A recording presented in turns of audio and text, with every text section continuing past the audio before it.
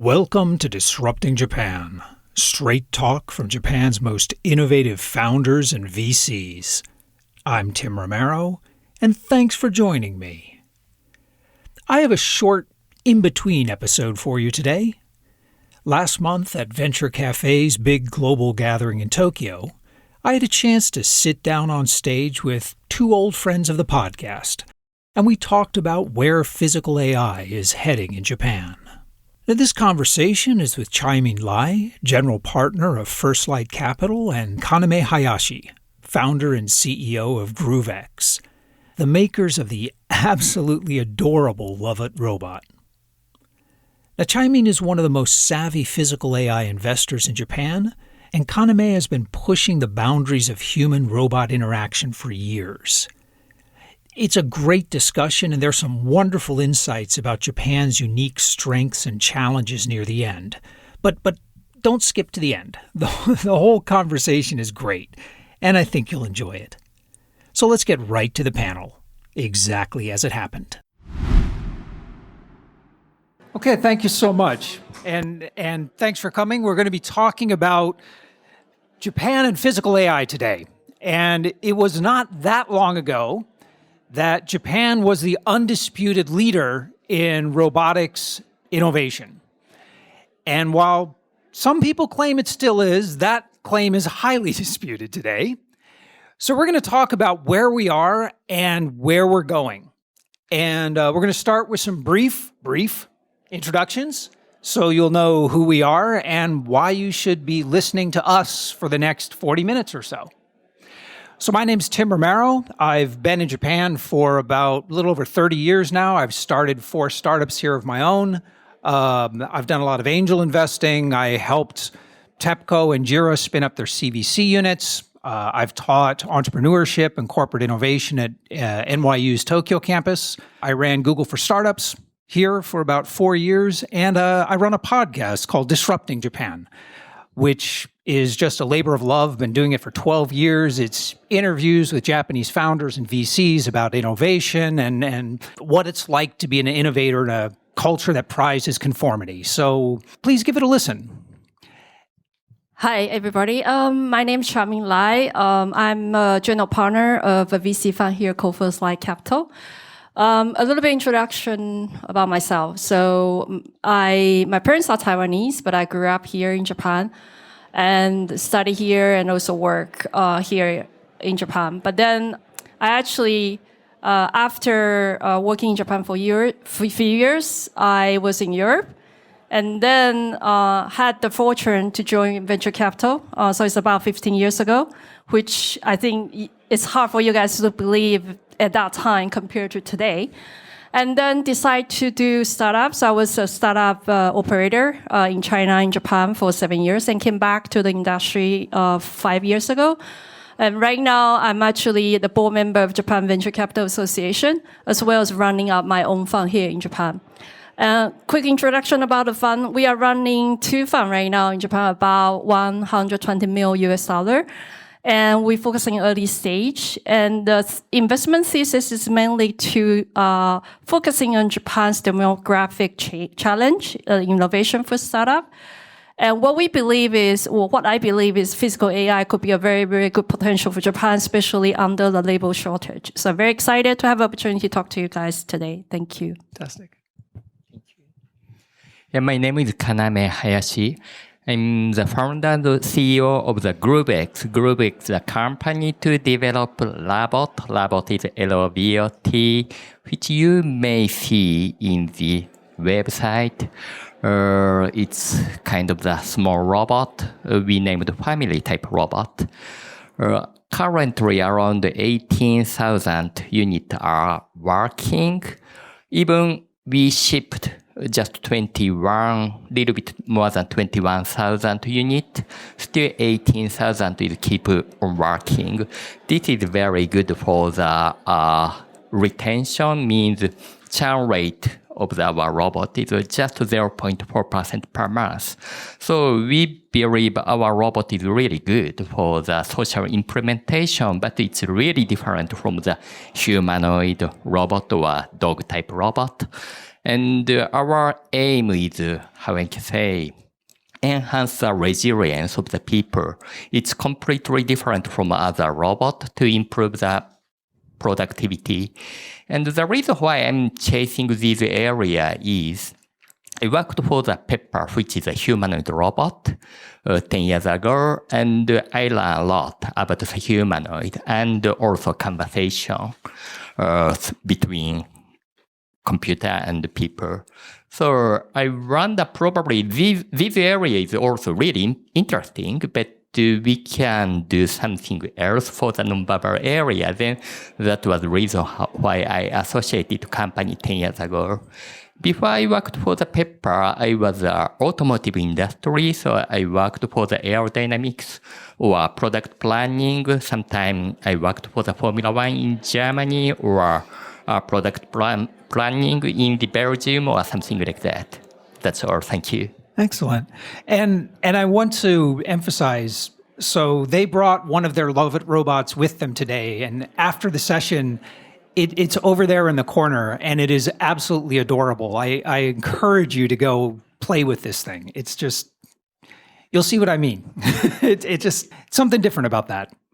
But to kick us off, to make sure we're all on the same page, physical AI is a term that's thrown around a lot these days. It's a little bit of a trendy term, but to make sure we're all talking about the same thing, when you're talking about physical AI, what do you mean? How's it different from traditional robotics or IoT? Right. Probably there is a several understanding, but for me, a robot working in the open environment could be the one, how I can say, important point. Because before a robot is working in the designed condition, controlled condition, like a factory or some certain area.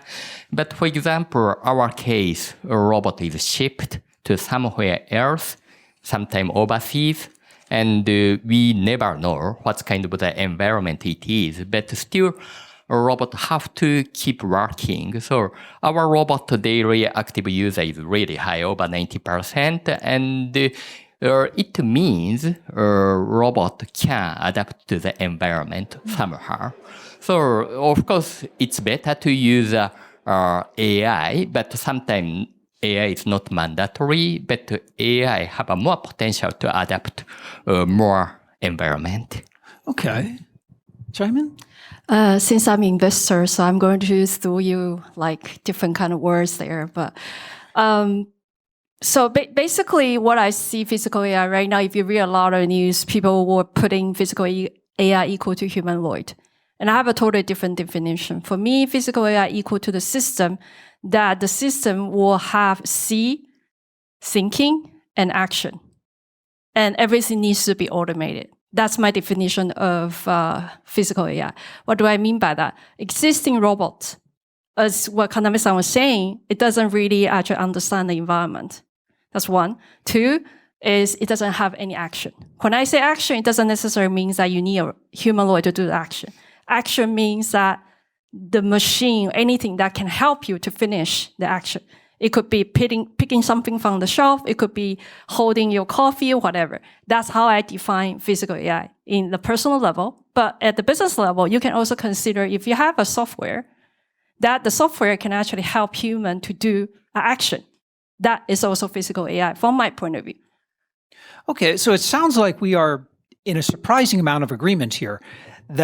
So physical AI really, it requires a certain amount of autonomy. It requires a certain amount of flexibility and the ability to deal with new and unprogrammed environments and situations. Excellent. It's nice when we agree. I think things are about to diverge. So with that in mind, robotics in general, IoT are really well established. They're deep global markets. So physical AI, this ability to interact autonomously and flexibly, what are the new markets that this opens up? Why is this an important new development? Basically, if we would like to use a robot in your home, then robots have to have a capability to adapt to any environment. So humanoid looks like that. I mean, you can dream. It's human shape. So you can expect it could be work like a human. So that was very good, how I can say, trademark for the physical AI. But actually, current humanoid is really different from the real, how I can say, these physical AI, which I mentioned, because they are focusing to the kinetics. So, for example, you already see lots of movie, very great backflip humanoid, but all of the robots have an issue of the heat. You never see robot is working 8 hours continuously because, I worked for the paper, then I learned a lot about how mortars are very sensitive. If you'd like to use a leg have to have a mortar's power, and the mortar is, how I can say, consuming the power and getting the heat, making the heat. So all the demonstration, it's working for 10 minutes, maximum 30 minutes, but after that, cooling down is getting important nowadays still. But for the future, of course, if all the technology is solved, we can expect to have a robot which can work like a people. But before that, probably without leg. But so, I mean, Pepper is a really good example because that was fascinating technology that they couldn't bring to market, really. Boston Dynamics kind of facing the same problem. They're developing this amazing technology, which has some of the most viral YouTube videos, but it's really hard to bring a product to market beyond kind of a proof of concept stage. So physical AI, I mean, what are the markets that are opening up for this? Are we looking at healthcare? Are we looking at like home helpers? So I know where you want to head into. So because all of you pop out in the tech industry, so I kind of want to give you a kind of overview. I don't believe the physical AI will be such popular if we don't have a ChatGPT, if we don't have a transformer. So basically, the momentum change is in 2020 to 2023 after ChatGPT. And what does that mean? And everybody today using LLM to do your work. And a lot of developers using LLM to develop your code. That also means software become commodity. I know a lot of you reading like X, you know that SaaS is dead, software is dead, right? I think one thing what I want to say before I come back to your question is, where is the opportunity lay? Where is the opportunity? The opportunity is in actually physical operation. Physical operation means today, if you look at the global GDP, about 15% of the global GDP are only in digital. 85% of the global GDP are on the physical operation, such as manufacture, construction, house caring, infrastructure, and so on. So to come back to your question, where does the physical AI actually open up? We open up the opportunity in those kind of physical operation that you can automate it without human labor. That's going to be my question. Do you see this? So a lot of those domains you mentioned are already very highly automated. They're already using robots. So do you see this as an ability to kind of put another layer on top of it? No, you need to separate with the current factory automation with what physical AI is doing. So today, if you go to the factory is actually operating on the fixed environment, on the fixing manufacture process. If you will have your phone today, do you think that the machine can actually assemble your smartphone? Not possible. It's using human hand. So without our notice, there's a lot of manufacture process today are still using human labor. If you look at construction, who is building your house today? Who is building an office? It's all human. So there's a lot of not yet automated, a lot of inefficient operation out there that can actually be solved by physical AI. What do you think? So one of the biggest markets that people talk about in Japan is healthcare and elder care. Do you think this is a legitimate market, or is this just kind of wishful thinking? What I learned during the development of the robot. Very interesting country was Denmark.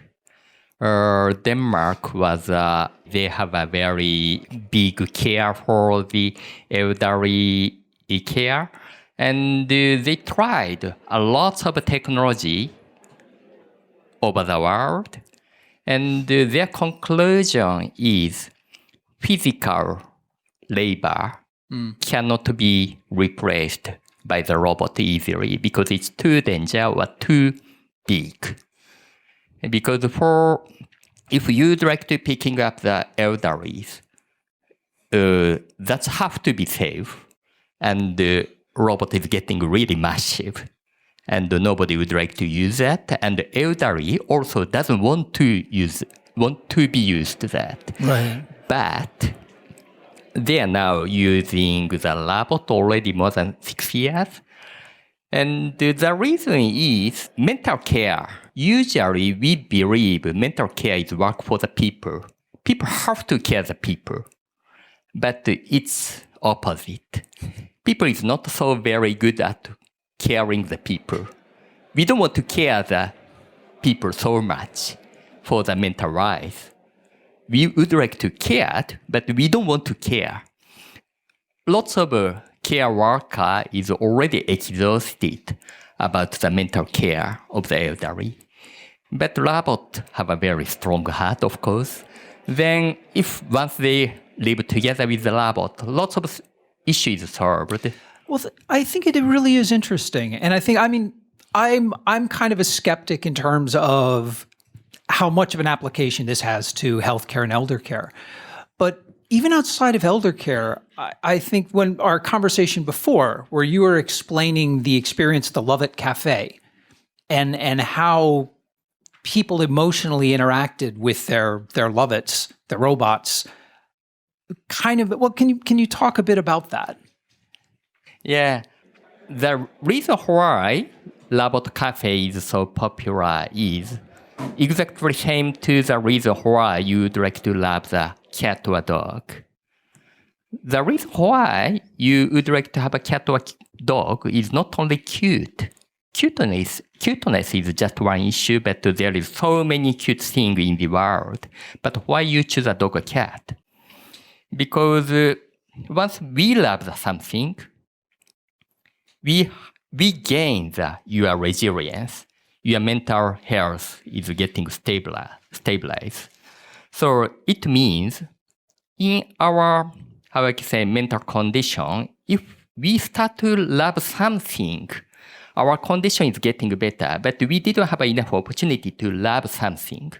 So having the opportunity to love something, even it's cat or dog or even robot, there is no difference between these three. Then people are getting better and better for the mental situation.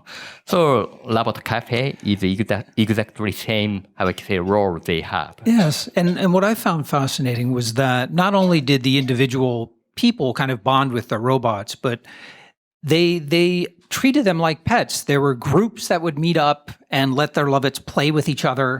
Yeah. And it formed this basis of social connection. So, yeah. So, although I'm a skeptic in general, I think there's definitely something there. That could be a little bit different from the ChatGPTs. Usually, if you are using the LLM, it's a very private conversation you have. But for the robot, it's completely different. Once you get the robot, somehow you'd like to take that to somewhere and you'd like to meet them together. So people tend to go to the outside with a robot. So a relation between people and robot can associate more, active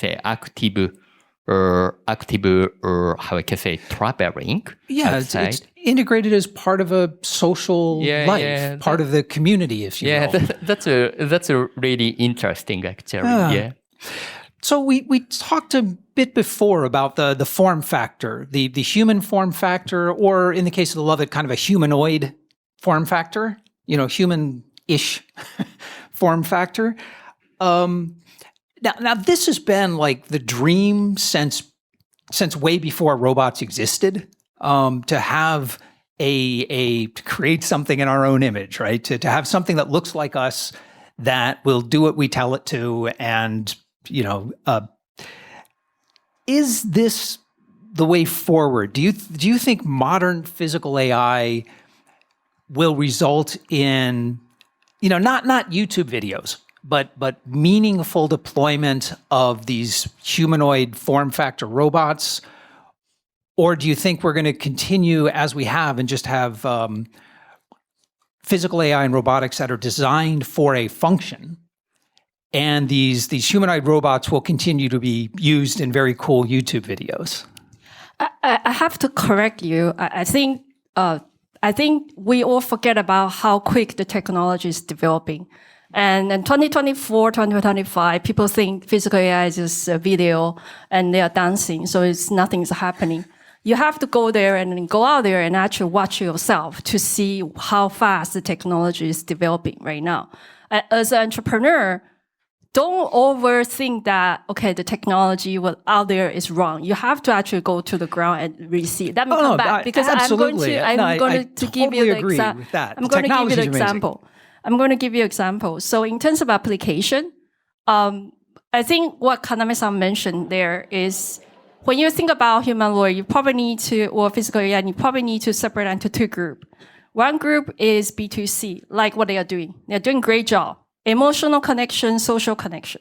That's B2C market. There's another market is B2B. And the B2B market is exactly targeting the market I was actually mentioned previously in a lot of physical operation. So I'm going to give you the example, and then I'll come back to your question. I don't believe the humanoid right now actually can be deployed at this moment. But what is happening right now on the ground is using physical AI to help the hotel manager to sort out their towel holding. You will think that's crazy, right? But do you know how much labor costs in the United States per hour to hold the towel in the hotel? It costs you $50 per hour. 50. But if you're actually using robotics, 24 hours, 365 days, hourly rate is less than $10. So if you are the executive, are you going to adopt humanoid to do that, or the robotics to do that? Or are you going to hire people, which you might have a problem to hire because of the political challenge right now in the United States? So that is actually happening right now in the United States. A lot of a startup, they actually receive inquiry from the hotel, from manufacturer, from the warehouse, because they can hire people. So just to give you short term, I don't believe humanoid can do actual work on the ground. But long term, if it's actually to a specific problem or vertical, I'm a true believer that it will actually get done. Okay. That's my opinion. So I think the market forces here, I think you're directionally correct on that. But I think the market forces here that as soon as a humanoid robot can do something, can hold a towel, can fold a towel, as soon as that task exists, there's going to be market competition to build cheaper robots. And you're not going to give a robot legs when you can put it on wheels. And you're not going to give it two arms when it has one. So my take is more that there's no market for it. Even though the technology is rapidly approaching the point where, humanoid robots could be walking among us, I don't see the business case for it long term. So for the technology-wise, technology developed for the humanoid could be used for all the robot, sure. But if they really need to have a shape of the human or not is different issue.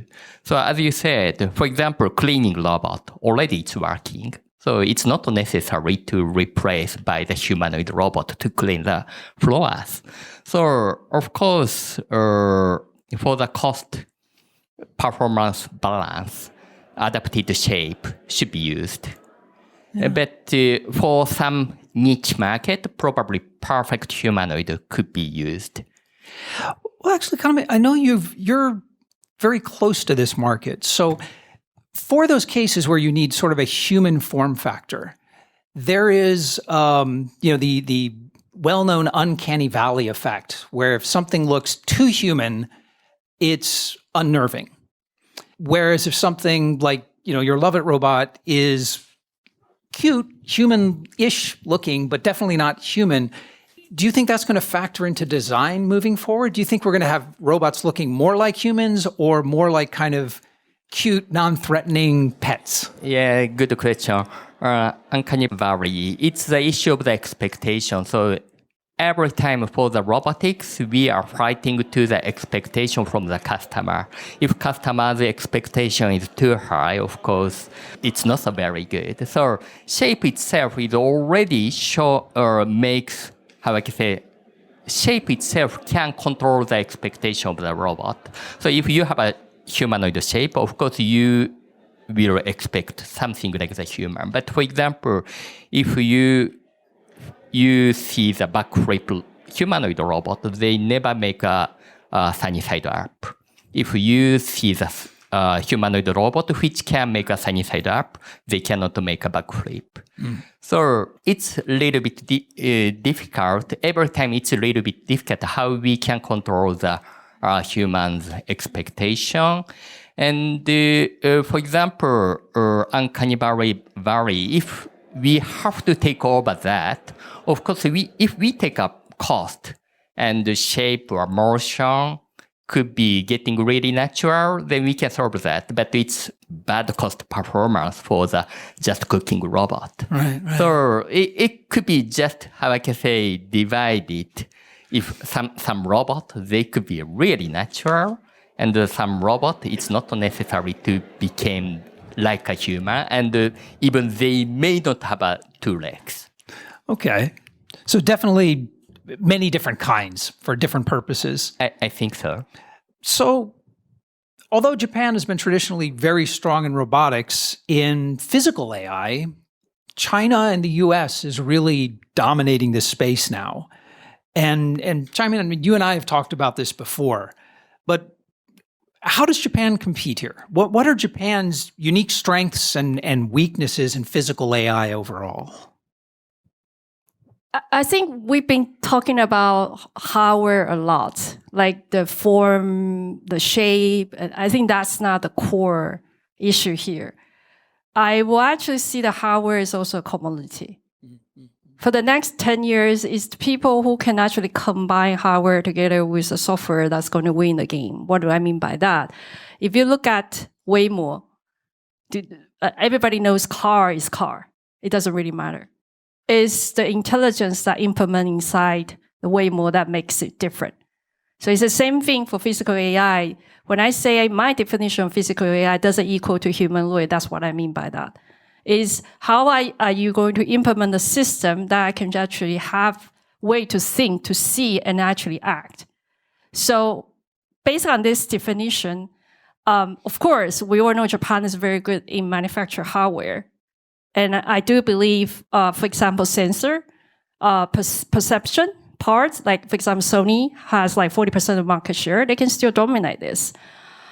I think the problem will be how Japanese companies going to integrate all those capabilities that they have today and really combine with the AI foundation model. That's one. But what I see the biggest opportunity for Japan is actually the market force.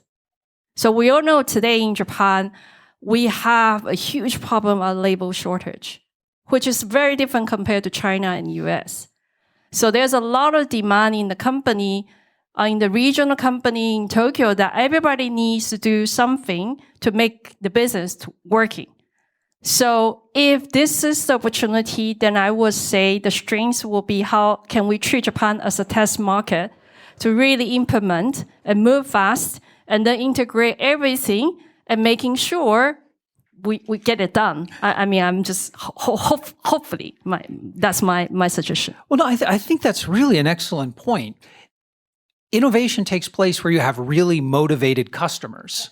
You can develop great technology everywhere, but if you don't have real use cases and people who need to adopt it now, you're at a disadvantage.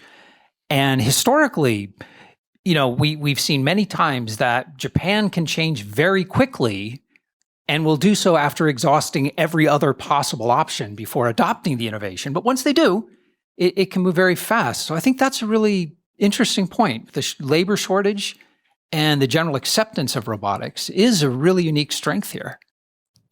Yeah. Currently, lots of humanoid, it's focusing to the kinetics.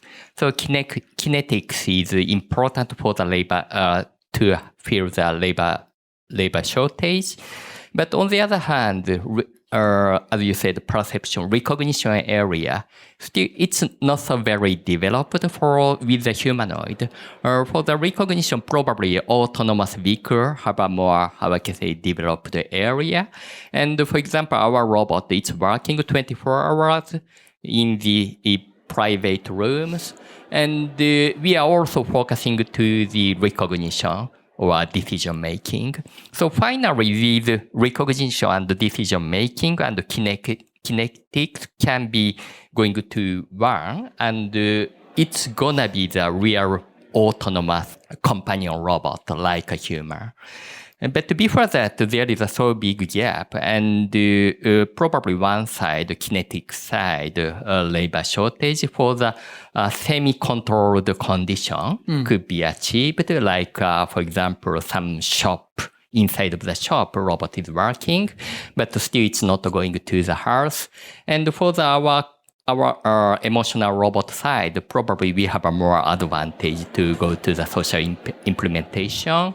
And it's also developed. And when it's gonna be one, getting one of the important thing could be the, let's say, creative. Because not only technology, we can make a good product.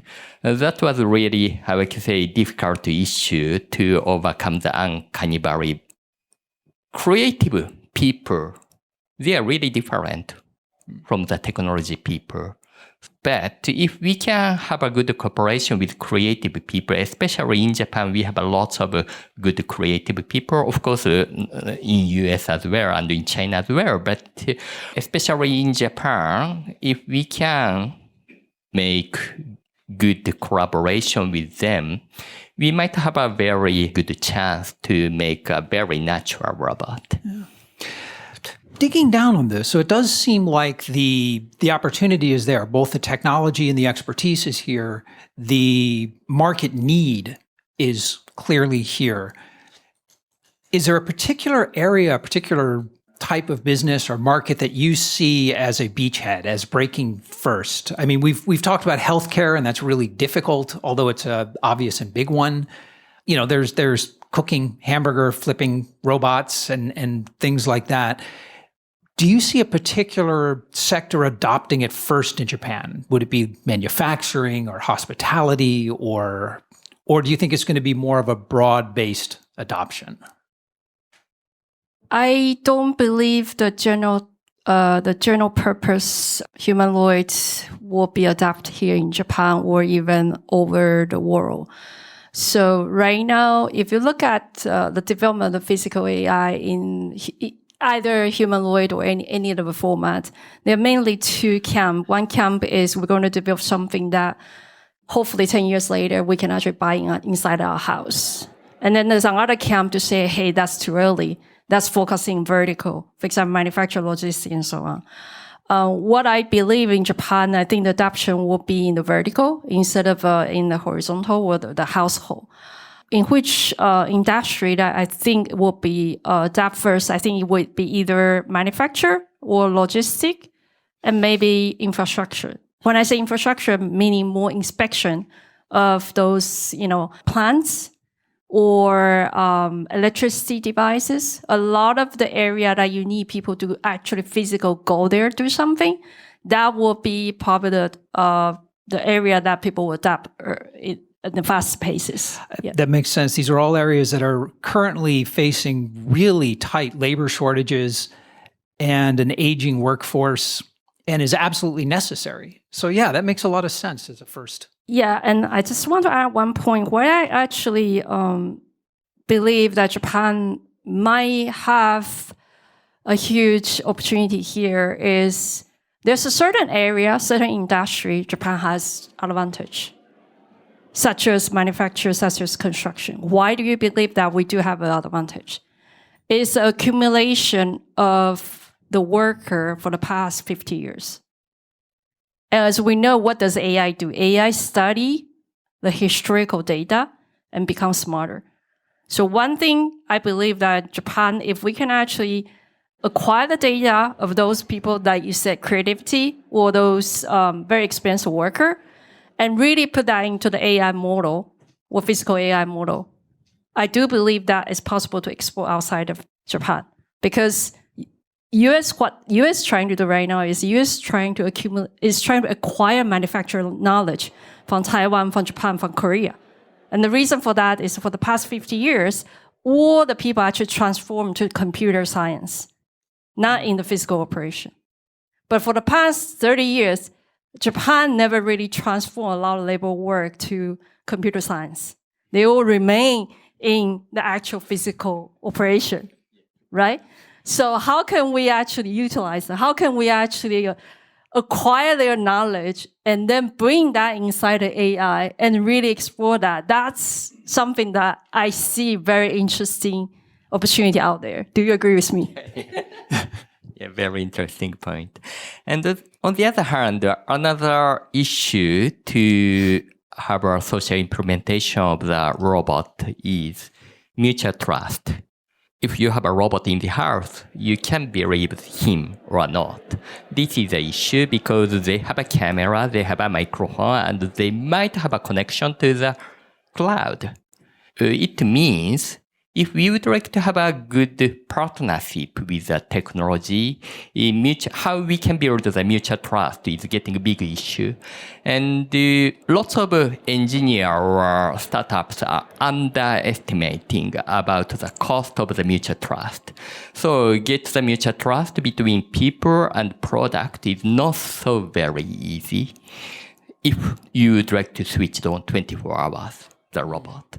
So that was a big difference from the ChatGPT. You use them when you would like to use it. It's also different from the gaming. Gaming, you would like to play with that, then you switch it on. But for the robot, 24 hours. So they know everything. But do you want to live together with them? Even you have a risk.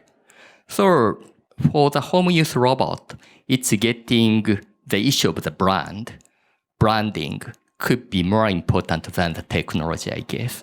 So how we can build the mutual trust between people and technology could be the another important topic. I think that's an incredibly important point and a very important advantage as well, that most Japanese brands still have a lot of trust internationally, whereas a lot of American technology companies have eroded that trust. Eroded the trust in their own brand over the last decade or so. So that's a really interesting kind of soft power and a unique advantage of Japanese firms in this area. Yeah, that's a really interesting topic because sometimes we can make a good mutual trust between dog and people, but yes, we cannot make between people and people. So intelligence is not equal to the trust. That's absolutely true. That is true. Really quick, because we're almost out of time, I'm going to ask you to pull out your crystal ball and give me one or two sentences about what you think physical AI is going to look like in Japan 5 years from now. 5 years. 5 years. Good, difficult question, but at least emotional bonding area, probably we have advantage. Mm-hmm. For the humanoid or the kinetics area or autonomous driving area, I don't think we can have advantage. So focus on that human connection. Human connection, we might have advantage. Chiamin? As an investor who help early stage startups, so I'm going to throw the ball high, right? I wish 5 years from now that we do have. It doesn't necessarily need to be a humanoid format, but I do hope that we actually can assist a lot of startups to build physical AI solution in the vertical section, such as manufacturing, such as construction, such as logistics. And then 5 years from now, those model technology can also be used in other country that has a similar problem within Japan. All right. Well, listen, I would love to continue this discussion a lot longer, but we're out of time. So I'd like to give a big hand to Chiamin and Kaname for a great discussion.